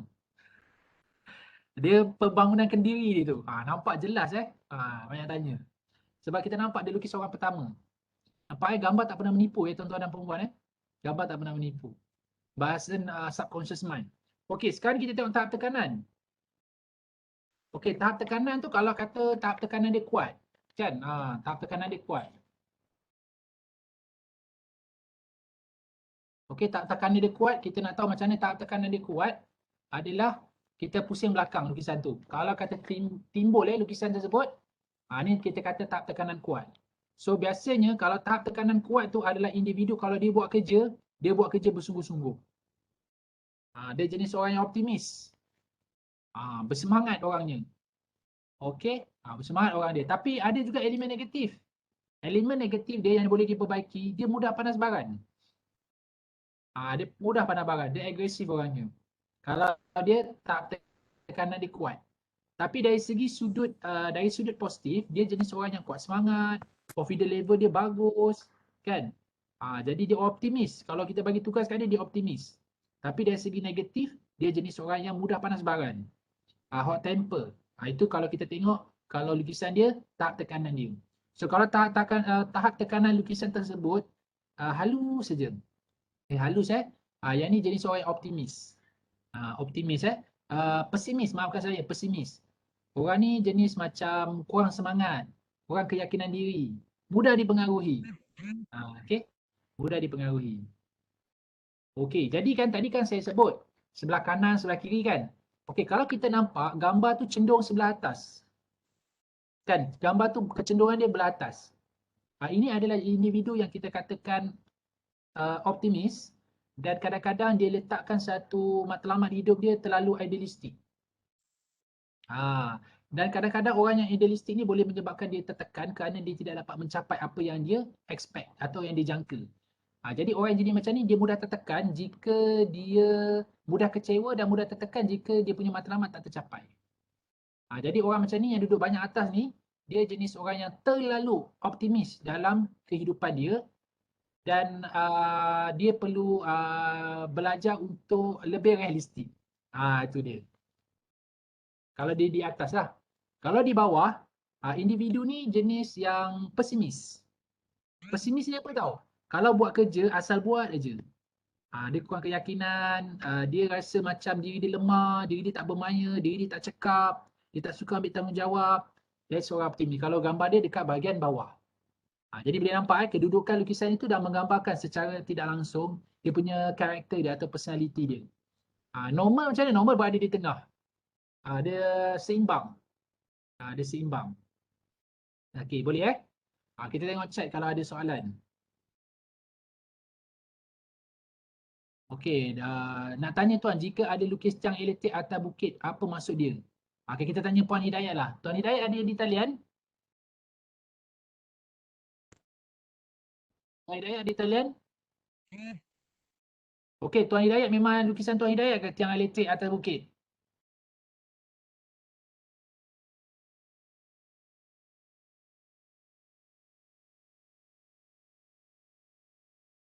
Okey, tak apalah, lain putus-putus. Biasanya kalau tiang atas bukit ada elektrik, elektrik ni adalah lambang kepada nakkan lebih, orang kata nakkan lebih apa ni di atas bukit. Dia nakkan lebih, orang kata penghargaan, nakkan lebih pengiktirafan lah Okey, ataupun nak jadi lebih autonomi kalau di atas bukit. Okey, itu maksud dia. Jadi kalau katakan kedudukan tadi tengok kedudukan gambar kita, kalau kata gambar banyak di sebelah kanan, cenderung di sebelah kanan, ini adalah individu yang mudah mengalami kebimbangan dan dia banyak bimbang tentang masa depan dia. Ada bahasa lain dia overthinking lah, bahasa lain dia lah. Kalau banyak sebelah kiri, dia punya cenderung banyak sebelah kiri, dia lebih banyak kepada terperangkap, orang kata dengan kesedihan masa lampau. Jadi dia mudah untuk mengalami kemurungan. Kalau di atas adalah individu yang sangat optimis dan kadang-kadang dia meletakkan impian dia terlalu idealistik dan dia mudah kecewa kalau dia tidak dapat mencapai apa yang dia nak. Jadi dia yang bagusnya orang macam ni, dia optimis tau. Dia memang kalau letakkan impian dia, dia tak ada letak sikit-sikitnya. Dia letak semua sampai ke planet Pluto tu tinggi dia letak. Okey, kalau bawah dia adalah jenis pesimis. Dia rasa diri dia tak macam orang kata tak, dia lack of confidence lah Dia kurang confidence, konsep dia sangat rendah kalau ke bawah. Tengok lukisan. Lagi satu tuan-tuan dan puan-puan, cuba tengok lukisan dia size lukisan. Adakah besar-besar atau kecil-kecil? Besar-besar ke kecil-kecil? Kalau lukisan besar-besar, individu ni jenis confidence dia, level dia bagus. Confidence level dia bagus. Okey, rumah besar. Orang kecil, pokok kecil. Apa maksudnya? Kalau rumah besar, maksudnya dia bergantung dengan keluarga ataupun dia rasa terkongkong. Kalau rumah tu terlalu besar. Kalau orang besar, rumah kecil. Dia ni jenis orang yang berdikari dan keluarga dia reject dia. Kebanyakan individu yang mengalami gelandangan, individu yang tak ada rumah, biasanya dia akan lukis apa tahu? Rumah dia kecil, orang besar. Maksudnya dia hidup berdikari. Okey, rumah kecil, pokok besar. Apa maksud dia? Cita-cita dia besar. Tapi kadang-kadang dia rasa tak mampu untuk nak capai. Itu dari bagi segi saiz tadi. Okey, kita tanyalah Puan Ermawati. Puan Erma lukis mana besar? Rumah ke, pokok ke, orang? Rumah. Okey, betul ke Puan Erma meletakkan impian yang tinggi pada keluarga? Betul. Betul berbandingan diri dengan yang keluar, berbanding diri dan juga kerjaya, Puan Erma lebih meletakkan impian tu lebih besar tu pada keluarga. Dan ada ke Puan Erma rasa kadang-kadang keluarga macam mengongkong Erma? Tak. Tak mengongkong maksudnya Puan Erma rasa maksudnya rumah tu adalah selain daripada priority tapi ada impian yang besar pada keluarga. Saiz tu pun melambangkan tentang impian kita. Dan biasanya individu yang lukis rumah besar, pokok besar, orang besar adalah orang yang mempunyai keyakinan yang bagus, keyakinan yang tinggi, dan pada masa sama dia punya negative side. Negative way dia lah. Dia seorang yang orang kata apa? Yang hot temper, agresif. Itu dari segi negative side. So dari segi positive side dia jadi seorang yang orang yang self confident dia bagus. Itu dia kalau lukisan besar-besar. So orang kata bertentangan pula jika lukisan dia kecil-kecil. Kalau saya dia kecil-kecil, individu ni adalah jenis individu yang self confident dia rendah. Self confident dia rendah, dia mudah berputus asa. Itu dari segi saiz. Okey, saya nak tanya dekat sini. Siapa yang lukis pokok kelapa? Mana tak lukis pokok kelapa? Boleh angkat tangan sikit? Saya. Banyak kan lukis pokok kelapa kan? Saya pun tak tahu kenapa saya lukis pokok kelapa dan saya tekan pada pokok kelapa tu dalam banyak-banyak gambar lain. Okey, Puan Ashikin Puan Ashikin lukis pokok kelapa dan pokok kelapa tu Puan Ashikin tekan Ya. Okey, dalam lukisan Puan Ashikin, pokok kelapa tu lurus ke melengkung? Lurus. Okey, lurus. Okey, dalam Puan Ashikin memberi pertolongan kepada orang, Puan Ashikin tegas. Ya. Puan Ashikin ni jenis suka membantu orang. Ya. Tapi bila nak bantu tu, Puan macam tegas nak bantu. Ya. Maksudnya kalau nak bantu betul-betul. Ya. Tu karakter Puan Ashikin. Maksudnya Puan Ashikin ada satu karakter yang suka membantu orang, tapi dalam membantu orang tu Puan Ashikin betul-betul pastikan orang yang nak bantu tu berjaya. Saya terutamanya guru-guru saya lah. Saya sebagai pembimbing rakan-rakan sebaya, memang saya suka membantu guru-guru saya supaya buat segala kerja tu dengan baik dan siap dengan cepat. Itu etika kerja saya lah yang saya terapkan kepada semua guru-guru saya dan juga PPM saya di sekolah. Memang karakter saya lah. Karakter Puan Ashikin adalah suka membantu tapi nak bagi bantuan kena betul-betul lah orang kata. Ya. Itu cara Puan Ashikin punya karakter tu lah. Ya. Dalam bekerja. Itu dalam karakter Puan bekerja. Ya. Sebab pokok ni melambangkan impian dan kerjaya, dan dia pokok kelapa ni adalah jenis nilai kerjaya dia adalah nilai suka membantu. Ada orang kerja nilai nak dapatkan, ada orang nilai pekerjaan dia adalah untuk mendapat keuntungan. Ada nilai pekerjaan dia adalah untuk aktif, tapi Puan punya nilai pekerjaan adalah untuk membantu. Dan satu lagi, saya ni memang jenis yang tidak kisah apa yang orang lain kata selagi saya di pihak yang benar. Itulah saya. Tu maksudnya berpegang kepada yang betul atau yang tegak tu. Ya. Itulah saya. Maknanya jika ada orang macam kritik ataupun yang mungkin boleh menjatuhkan ataupun kritikan negatif, insya-Allah saya tidak akan terjejas kerana kritikan orang. Itulah saya. Ambil pusing sangat. Yang penting Puan punya matlamat, yang penting aku beri manfaat pada orang. Orang yang aku beri manfaat tu dapat. Ya. Itu Puan punya prinsip hidup. Ya. Itulah saya. Okey, bagus Puan Syirkin. Ada siapa nak kongsi lagi pokok kelapa tapi melengkung? Ada tak? Dia lukis pokok kelapa tapi pokok kelapa dia melengkung. Ada tak? Tak ada, tak nak cerita, tak best. Dia kena ada orang lukis baru best. Okey. Dekat sini ada tak orang lukis sawah padi? Ada lukis sawah padi? Tak ada. Tak ada tak apa.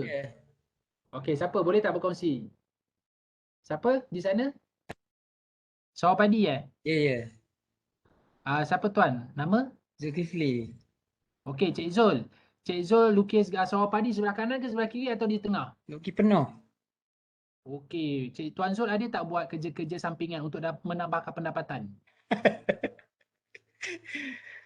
Nak kata tu tak serius sangat lah. Ada sikit-sikit je lah. Sikit-sikit tu apa Cik Zul? Ada. Jaga kebun ibu je lah sikit. Tapi dapat modal lah. Dia buat macam ni lah. Kebun ibu. Maksudnya ada buat lah macam Kelapa usahakan sawit lah. mak. Kelapa sawit mak Maksudnya ada lah. usaha. Kelapa sawit mahal sekarang Cik Zul. Mahal sekarang kelapa sawit. Saya tahulah saya ada kebun dekat Johor. 3 ekar tanah. Adalah Mahal sikit. kelapa sawit sekarang ni. Cik Zul nampak Cik Zul ni jenis orang selain bekerja, Cik Zul akan suka tambah pendapatan. Tambah pendapatan macam side income lah. Betul ke Cik Zul? Adalah sikit-sikit. Tak boleh berterus-terus, orang kata tak boleh berterus terang sangat Cik Zul. Nanti orang nak pinjam duit kan. Tapi kalau ikutkan karakter Cik Zul ni, kalau karakter orang yang ada sawah padi ni ada jenis orang yang suka menambah pendapatan. Dia tak suka bergantung kepada satu pendapatan. Dia suka tambah pendapatan, dia suka cari rezeki lebih. Dia sukalah. Dia jenis orang yang suka tambah pendapatan. Kena tak dengan Cik Zul? CPCP. CPCP tu berapa persen? CPCP persen tak sampai 50 lah. Okey. Okey, kita tanya yang lain tapi kita jangan marah Cik Zul. Sebab pengesahan klien tu yang penting lah. Okay. Tapi memang kalau biasanya orang lukis gambar sawah padi ni biasanya dia ada buat kerja lain. Dan ada tambah side income lain. Biasanya lah Okey, siapa lagi yang lukis gambar sawah? Boleh berkongsi sahabat-sahabat? Ada lagi dekat sini yang lukis gambar sawah padi? Tak ada Ya, saya. Saya nama tuan Azam Cik Rizwan. Cik Rizwan. Okey, Cik Rizwan. Okey, Cik Rizwan ada lukis gambar sawah padi sebelah kanan, sebelah kiri atau di atas? Atau di bawah? Sebelah kanan di bawah. Sebelah kanan di bawah. Okey. Ada tak rasa lagi nak macam rasa nak kalau boleh nak tambah lagi pendapatan? Ada. Ada lah. Ada tu macam mana? Cik Rizwan boleh tak berkongsi? Sekarang ni saya tengah buat kebun baru. Kebun kelapa sawit. Kelapa sawit. Boleh joint venture dengan Cik Zul nampak Apa-apa yang lukis sawah padi ni biasanya adalah individu yang nak cuba tambah side income lah. Untuk tambah side income. Okey. Okey, lagi kita tengok kalau lukisan tu kan, kalau dilukis tu kalau kita nampak dia banyak padam. Lukis padam. Lukis padam. Lukis padam. Yang ni individu yang mengalami konflik. Kalau tengok dia padam kat mana? Kalau dia padam kat bahagian rumah, dia ada konflik dengan keluarga tu. Kalau dia padam bahagian pokok, dia ada konflik kat tempat kerja. Kalau dia padam dekat bahagian orang, dia ada konflik dengan diri sendiri. Tengok kalau dia banyak kali padam. Tapi kalau dia padam, lukis lebih baik, tak ada masalah. Just okay. Jadi dia padam, lepas tu dia padam lagi, dia padam lagi. Okay? Okay, sekarang ni tuan-tuan dan puan-puan tengok, dalam gambar tuan-tuan dan puan-puan, cikgu-cikgu yang saya kasihi, gambar mana yang digelapkan? Atau dilorekkan? Okay, kalau Puan Jamalia. Kalau Puan Jamalia dalam gambar tu ada tak dilorekkan atau digelapkan? Mike. Saya lorekkan tayar kereta tuan. Tayar kereta Ya. So tayar kereta tu memang dilorek. Tapi kalau dilorek nak tanyalah Puan Jamalia. Ada tak rasa macam bimbang kalau nak jalan jauh? Saya lorekkan rumah tuan dekat tapi sikit je. Saya tengok juga. Yang bukan tayar kereta memang lorek tadi kan. Rumah ni saya lorekkan dia punya Panggil apa kat ni macam Tengok dekat saya bumbung boleh tengok. Tak apa, tuan boleh letak kasi saya tengok jap. ada dalam grup tu. Okey. Kalau Bumbung, puan bumbung, Lori bumbung. okey, kalau dekat bumbung biasanya puan bimbang berkaitan dengan rumah atau banyak fikir berkaitan dengan rumah. Ada tak dengan keluarga? Yelah fikir anak-anak lah kan. Dia fikir anak-anak. Jadi kan benda yang kita lorek atau kita gelapkan adalah bahagian yang kita bimbang. Macam puan Jannah ada tak gelap-gelapkan bahagian tertentu? Tak ada. Semua biasa-biasa je. Maksud tak ada bimbang sangat lah. Puan Emawati ada tak bimbang gelapkan bahagian mana-mana? Saya dah siap lukis, saya highlightkan semua. Gelapkan semua? Terangkan lagi lukisan tu. Okey, kalau macam tu karakter sama puan je lah. kalau macam tu karakter puan suka buat tambah baik dalam hidup. Kalau buat sesuatu tu sentiasa muhasabah diri. Okey, dia sentiasa nak muhasabah diri, nak sentiasa buat yang terbaik lah. Itu karakter puan lah. Kalau macam tu lah, kalau kita pandang bawa balik. Tapi tuan-tuan dan puan-puan, secara umum je, jika gambar, apa-apa saja gambar tu digelapkan, dilorekkan, itu adalah bermakna kita bimbang. Tadi ada konflik. Kalau kita padam tu ada konflik. Contoh kita padam rumah, kita ada konflik kat rumah. Contoh konflik dengan abang ke, dengan adik ke, adalah dengan keluarga ataupun dengan ibu bapa. Tapi kalau kita padam banyak kali di bahagian rumah ataupun di bahagian pokok, dia ada konflik kat tempat kerja. Mungkin ada konflik dengan bos ke, dengan klik dia ke, kan? Dengan staff ke yang tak ngam, jadi biasa dia akan padam. Ada konflik. Dengan orang konflik dengan diri sendiri dalam membuat keputusan. Tapi kalau kata dia gelapkan, dia gelapkan gambar tersebut, itu kebimbangan.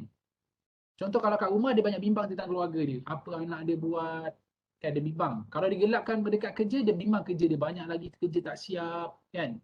Tapi kalau dia gelapkan diri dia, dia bimbang tentang diri dia. Aku dah semakin cabi, muka aku banyak jerawat. Biasa dia akan gelapkan bahagian-bahagian dekat orang tersebut. Okey? Itu kalau kata dia gelapkan bahagian tertentu. Okey?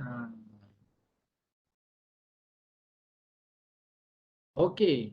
Dan kita tengok juga dia punya keganjilan. Lukisan keganjilan tu. Maknanya kalau kata dia ada ganjil lukis gambar orang atau rumah nampak ganjil. Nampak ada sesuatu benda misteri tau berlaku dalam hidup dia. Contoh kalau kita tengok dia lukis rumah dia nampak pelik. Rumah dia nampak pelik. Nampak macam pelik lah, nak cakap pelik kita tengok. Kita tengok pelik. Kita tanya rumah siapa, rumah dia. Ada sesuatu benda misteri atau ganjil berlaku dalam rumah dia. Ni boleh teroka. Kalau pokok nampak pelik, kan? Pokok nampak pelik. Pelik ni macam mana? Kita nampak pelik. Susah nak ceritalah kepelikan dia tu. Tapi nampak pelik gambar ganjil. Yang ni dia ada sesuatu yang kita katakan ganjil dalam kejaya dia. Ada benda ganjil lah. Ada macam orang kacau dia ke. Ada makhluk halus kacau dia ke. Tapi kalau dia lukis manusia tu pelik. Contoh dia tulis telinga kedai. Ada tanduk. Dia ni jenis ada masalah skizofrenia. Dia orang kata tak ada, mental dia tak berapa betul sangat. Okay, mental dia tak berapa betul sangat. Okay. So kita ada 10 minit. Saya buka untuk soalan. Tanya je apa saja. Nak tanya simbol ke? Okay, sila Puan Jamalia. Tuan, saya ni melukis rumah. Dia ada macam tongkat langit, tunjuk langit. Rumah saya ni. Boleh tengok tak letak dekat kamera sekejap? Cek ya. Tak apa, nanti saya cek. Cek ada, saya hantar tu. Ada Ganjil tak tuan? Yang ada kayu tunjuk langit atas tu. Kayu tunjuk langit.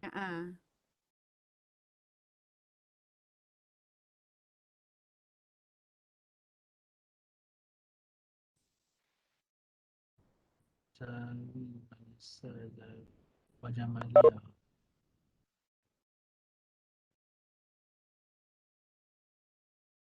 Okey, Puan Jamalia, gambar tunjuk langit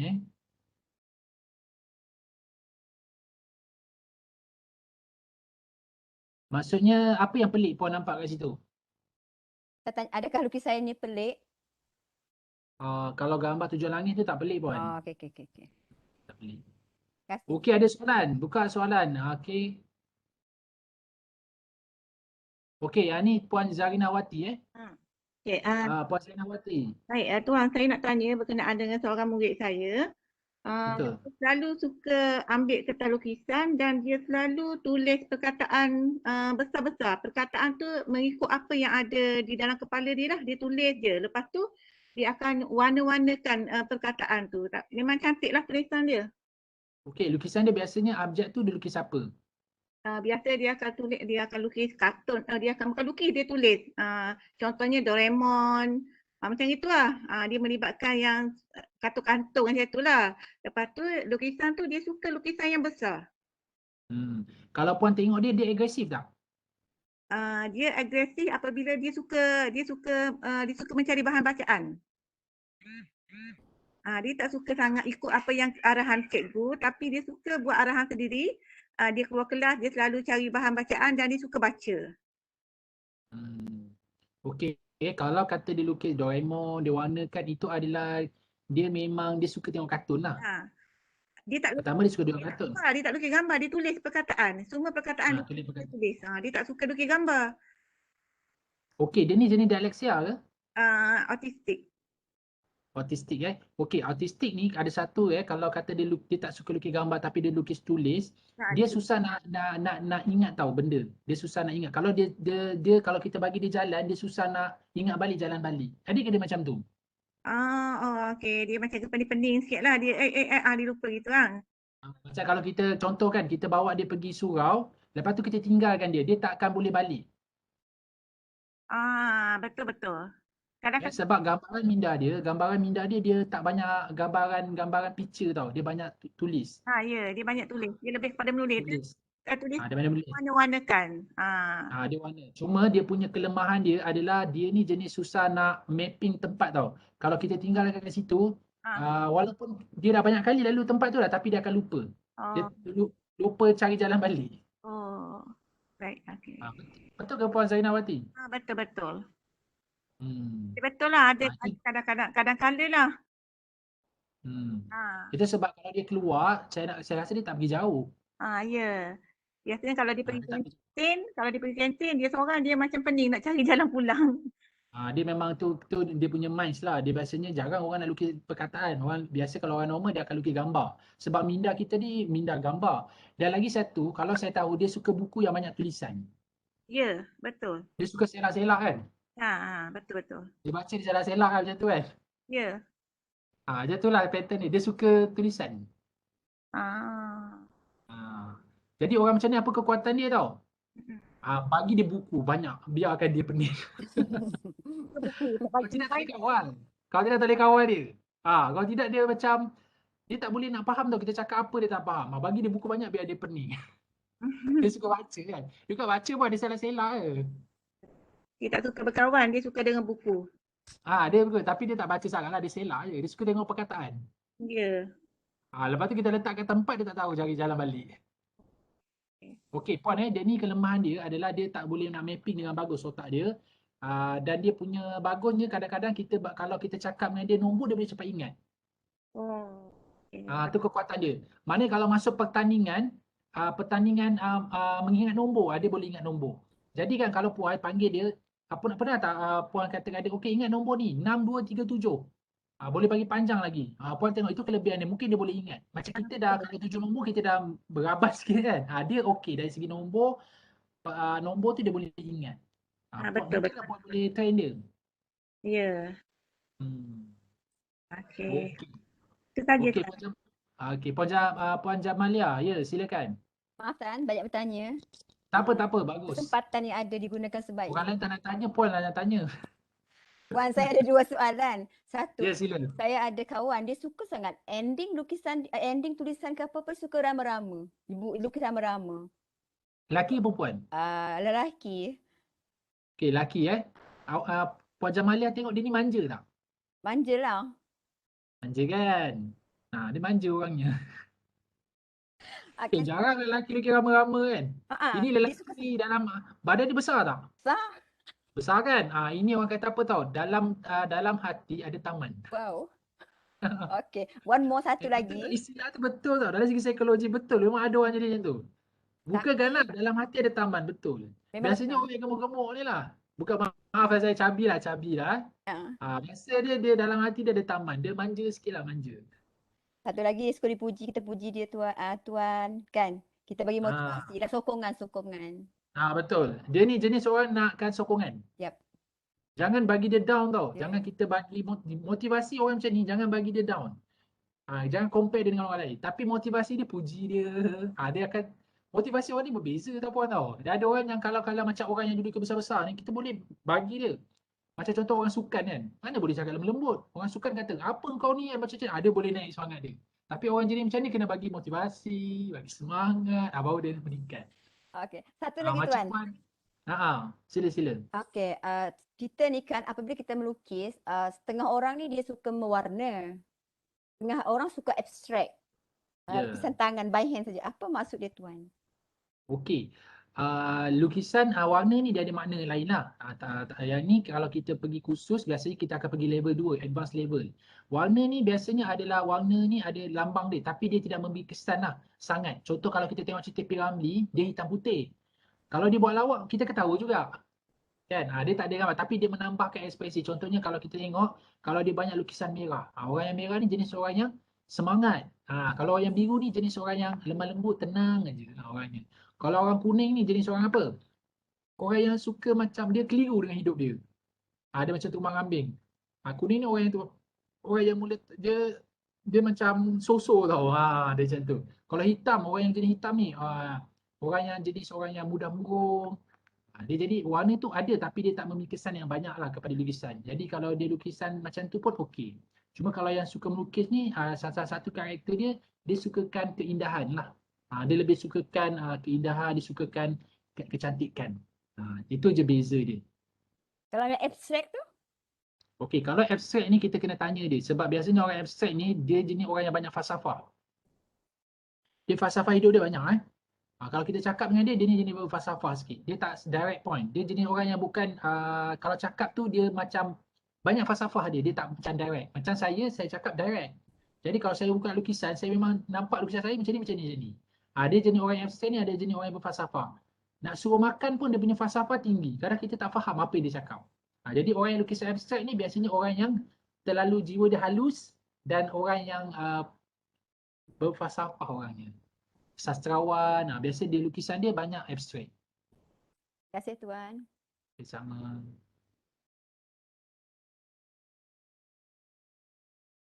Okey, ada lagi soalan? Kita ada lagi 2 minit, silakan. Sebelum saya serah pada Nur Jannah. Satu soalan. Silakan. Dalam lukisan saya tadi ada saya lukis tiang elektrik atas bukit, maksud dia. Okey, tuan ada tak rasa macam kadang-kadang nak dihargai, jadi tak macam orang macam tak pandang sangat tuan, ada tak rasa macam tu? Ada kadang-kadang. Kadang-kadang tuan nak orang, bukanlah apa, tuan nak macam at least kalau kita buat sesuatu tu orang nampak lah. Ya. Betul. Boleh tak berkongsi? Ke tak sudi? Tak apalah, rasanya semua faham dah kot. Faham kan? Macam tu lah. Tapi tema dia macam tu lah. Jadi bila kita tahu tema dia akan cerita lah. Tapi sekarang takkan nak ceritakan, dia sesegan. Okey, ada soalan lagi? Yang terakhir. Ada soalan? Okey, kalau tak ada. So, apa kita nak guna ADHTP ni? Tuan-tuan dan puan-puan lukisan ini adalah bahasa subconscious mind kita, adalah bahasa minda kita. Dan bahasa yang mudah kita tafsir sebenarnya. Bila kita dapat menguasai lukisan ni, sebenarnya kita dapat gambar saja, kita dah boleh kita boleh baca lah orang tu macam mana. Tapi ingat, jangan menilai. Kita kena tanya pada klien dan boleh kepada sesiapa saja. Macam tadi kan, kalau tadi Puan Zamzuina, Puan Zainawati ke siapa, dia kongsi lukisan pelajar dia banyak lukis. Jadi kita orang pun tak kenal student tu, tapi kita boleh tahu nampak karakter dia. Dan kita boleh bantu dia. Macam kekuatan dia adalah dia memang suka membaca dan dia boleh ingat nombor. Dan kita tahu apa kelemahan dia, kita boleh bantu. Minta tuan-tuan dan puan-puan kalau sudi berkongsi dengan saya saya ada dalam grup WhatsApp tu, kalau nak tahu lebih lanjut boleh lukis gambar-gambar anak-anak, boleh berkongsi dengan saya. Kita akan bincang apa kekuatan pelajar-pelajar kita yang boleh kita bangunkan. Dan sebab memang faham OKU ni jenis orang yang kita bukan orang yang calang-calang boleh kenal. hanya orang yang rapat dengan dia yang boleh tahu karakter sebenar dia, kekuatan klien dia, dan moga-moga kalau kita dapat tahu potensi yang ada pada anak didik kita, sekurang-kurangnya kita boleh bantu dia. Membantu dia, bagi tahu ibu bapa dia. Yalah, kadang-kadang ibu bapa ni pun sibuk kan. Jadi kita boleh bantu kekuatan dia apa. Yang ni dia punya kekuatan dia, dia boleh ingat nombor. Yang ni kekuatan dia, dia jenis macam kalau kita cakap sekali dia boleh faham. Tapi kelemahan dia suka nak marah. Jadi bila dia marah, jangan marah dia, nanti dia lagi marah. Jadi kita kenal potensi dia, dan tuan-tuan dan puan-puan boleh aplikasi bukan saja pada diri tuan-tuan dan puan-puan, anak-anak tuan-tuan dan puan, pasangan tuan-tuan dan puan-puan, juga kepada anak-anak didik. So saya mohon maaf kalau macam adalah tak menepati expectation tuan-tuan dan puan-puan, mungkin adalah salah silap mana, saya mohon maaf. Tapi saya nak ucapkan terima kasih kepada tuan-tuan dan puan-puan sudi bersama saya lebih kurang 2 jam setengah ni. So kalau tak ada apa-apa, saya serah balik kepada Ustaz Jannah untuk mungkin ada slot-slot yang seterusnya ataupun pengumuman-pengumuman yang lain. Silakan Jannah. Terima kasih jadi. Terima kasih jadi perkongsian yang saya rasa sangat menarik. Sebelum ni pun baca sendiri je, ini baru betul-betul mendalami benda ni. So harap-harap cikgu-cikgu pun sama-sama dapat manfaat daripada perkongsian tadi kan. Untuk makluman, slot untuk minggu ni berakhir petang ni saja. Untuk minggu depan tarikh 6, 7 dan 8 Disember kita akan buat bengkel untuk teori dan kemahiran lah, dengan penceramah-penceramah jemputan. Masanya sama, tetap sama, jam 2 sampai 4:30 petang. Lepas tu untuk borang selidik, siapa cikgu-cikgu yang belum mengisi borang soal selidik ada dalam grup WhatsApp. Mohon klik dekat situ, yang dah isi dah tak perlu isi. Dan juga yang last sekali untuk borang kehadiran hari ni ada di ruang chat. Harap-harap cikgu isilah, sebab semalam ada beberapa yang tak isi. Jadi bila tengok tu sikit je nampak kehadiran. Mohon cikgu-cikgu semua yang hadir hari ni tolong isi Okay, itu saja untuk petang ni. Kalau tak ada apa-apa, saya pun minta maaf juga kalau ada apa-apa salah silap. Saya sudahi dengan Assalamualaikum warahmatullahi wabarakatuh.